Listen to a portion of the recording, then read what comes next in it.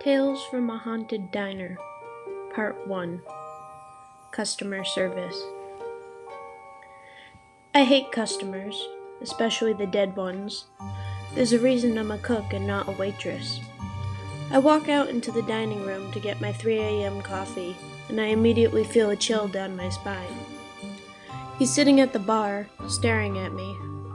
This would be unsettling at the best of times, but our valued customer is translucent. There's a horrifying stream of blood pouring from his lips. He's here every night. Sullivans' Diner is a paranormal hotspot.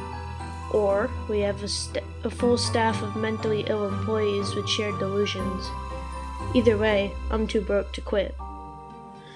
I finish pouring my coffee and stumble over myself to get back to the kitchen. I've worked at Sullivans for 5 years. You survive by adapting fast to whatever weird situation pops up. It's been pretty lax since Ted bought the place, right before I started. Before Ted, the old owner was clueless.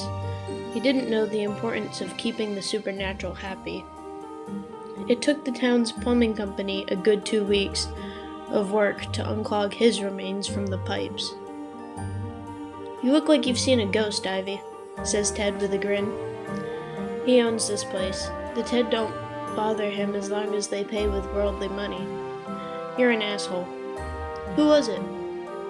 "Bloody-mouthed Randy." "Fucking gross, man." Normal customers can't see them. The dead only appear when the restaurant is empty and quickly vanish when a normie walks in.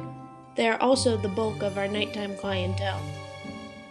If we want to keep Sullivan's Diner in good standing with the dead, we have to serve them. Bad things happen when the customers aren't satisfied. Very bad things. "Randy wants another egg. The first one is too runny," says Joanne. She looks a little nervous. Joanne has been here a year. She is our longest employed waitress. Longest surviving waitress works too. Customer service is brutal. The things people do for a little over minimum wage, or to pay off a contract with a demon. Whatever unfortunate circumstances brought us here, we can't leave until something external deems our time to be up. The night shift consists of Ted, me, Joanne, and our dishwasher Frank. You have to have something a little wrong with you to hold this job, but I guess that's why I'm here. Ted sighs and drops another egg on the grill. I don't see why Randy cares so much. He doesn't even eat them. Joanne takes his eggs out front again. The sound of a plate aggressively smashing on the floor comes from out front, and we hear Joanne scream. "Fuck," mutters Ted, and we both rush out into the dining room. Eggs and broken ceramic cover the floor. Bloody-mouthed Randy has cornered Joanne, and I can hear him gargle something into her ear. "Eggs. He'd like more eggs, not runny." Her eyes are wide with fear. Ted rushes back into the kitchen to make them again. The customer is always right, I guess. Frank pops his head out to see what all the commotion is about. I can see him shake his head and mutter something about at least he doesn't have to wash that plate. He disappears again a second later.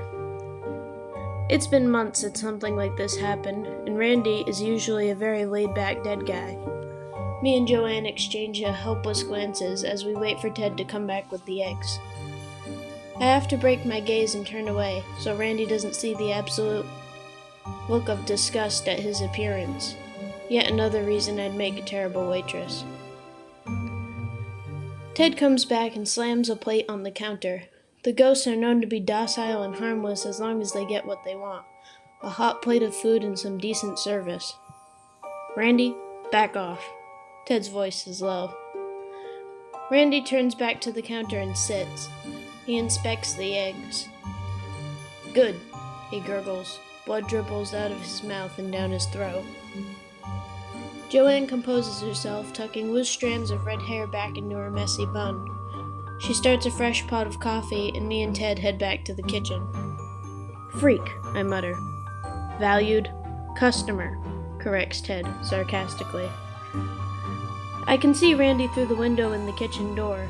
He is just staring blankly at his eggs, and he will do so until he is satisfied. Eventually, he will disappear, leaving a plate of cold eggs, a $10 bill, and a lukewarm cup of coffee behind. At least he tips.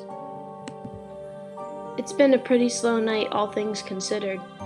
Ted remedies this by making me and Frank scrub down and polish every stainless steel surface in sight. This place is cleaner than a retired addict's spoon by the time we're done with it. Our next regular walks in, an old woman named Hilda. She must have died in a peaceful way. She is not covered in the obvious injuries many of our otherworldly customers have. You can usually tell, but most ghosts aren't happy when you ask. I know enough to know that only restless souls who never found peace after their death frequent here. Her appearance is welcomed warmly as a change in energy. Hilda orders her usual, a corn muffin, extra hot. She sits in her booth and mimes sipping a cup of green tea. She looks... Usually chatters away with Joanne.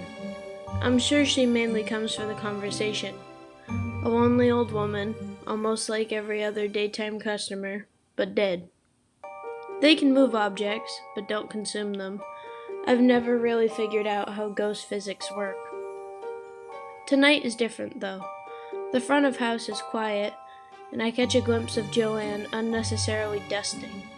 I guess Hilda wasn't in the mood to talk. That's the first I've ever seen. I'm pretty sure her spirit lingers around waiting for her husband Jerry to die. I catch him sometimes early in the morning as I'm leaving. The old bastard hobbles in here 2 or 3 times a week at 5 a.m. for a black coffee and a plain pancake. We don't talk about the spirits, but it's almost as if he knows she's here. The two always pick the same booth in the corner by the window. Old habits take longer to die than people, I guess. I venture out into the dining room again to top up my coffee. Hello, Hilda.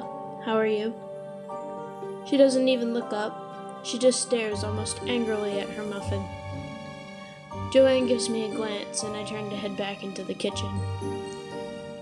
Not hot enough, comes a raspy voice from Hilda's booth in the corner. Let me fix that for you, I say, and take the muffin off of her table.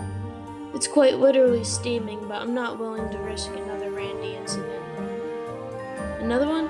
asks Ted, as he watches me microwave the muffin an excessive amount. The damn thing will explode if I heat it up anymore. Yeah, Hilda. This isn't good, something's up, Ted says, almost to himself. Don't break this plate, I don't feel like taking out sharp trash, says Frank. Me and Ted give him a look. I take the muffin back out to her table, and Hilda doesn't even look up again. Not hot enough. Hilda, it's very hot, I promise you. Hilda reaches out, head still down, and grabs my wrist with a translucent hand. I feel cold wrap around me and lose my breath. I haven't had one touch me in years. The feeling is absolutely horrible. Death comes a little too close. Again, I could never be a waitress. I drop the plate on the floor and Hilda abruptly lets go. I feel the warmth of my own blood rush back into my wrist. I want a hot corn muffin, she says in almost a whisper. Ted comes bursting out of the kitchen holding another plate. It's so hot he's wearing an oven mitt. This plate has an almost black muffin on it. Steam is swirling up into Ted's face, fogging his glasses. I'm sorry about that, Hilda. Here you go. Girls, get in the back now. Hilda slowly nods in approval, and me and Joanne hurry out of the dining room. What the fuck, Ted? Asks Joanne. Yeah, what the fuck? I rub at my sore wrists, with what looks like a mild case of frostbite has appeared in finger form. Yeah, what the fuck? Chimes in Frank. I don't know exactly what's going on, but it's not good. We need to keep the customers happy. Just stick it out until sunrise and I'll try to see what's happening. You know how important this is. Ted looks instantly exhausted, like he's been up for days. I can see the worry lines forming in his face. I'm not going back out there, says Joanne. Customer service, Joanne. I don't care, Ted. I've had enough for tonight. Please don't make me go back out there. Then you're putting us all in danger. Don't make me send you home early. Ted's voice is stern. Joanne's eyes widen at the threat. Getting sent home early when you work at Sullivans almost certainly means you don't come back, at least in one piece. I stay quiet. She knew the risk when she started working here. You simply can't bail mid-shift. It would put the whole town in danger. We are just as, if not more, important than the police when it comes to keeping the community safe. We work in the background, but if we weren't here, the town of Lastdale would crumble from the inside out. There's more going on here than anyone fully understands. Yes, Ted, I'm sorry. She looks at the floor, tears welling in her eyes, and hurries back to the front. I do feel bad.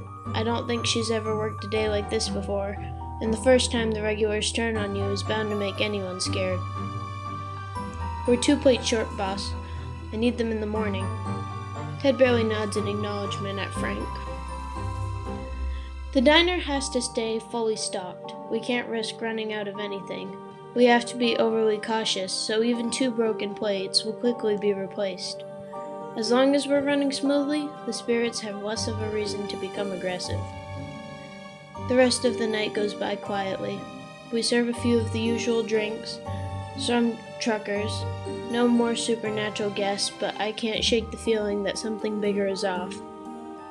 Our regulars are almost always never aggressive.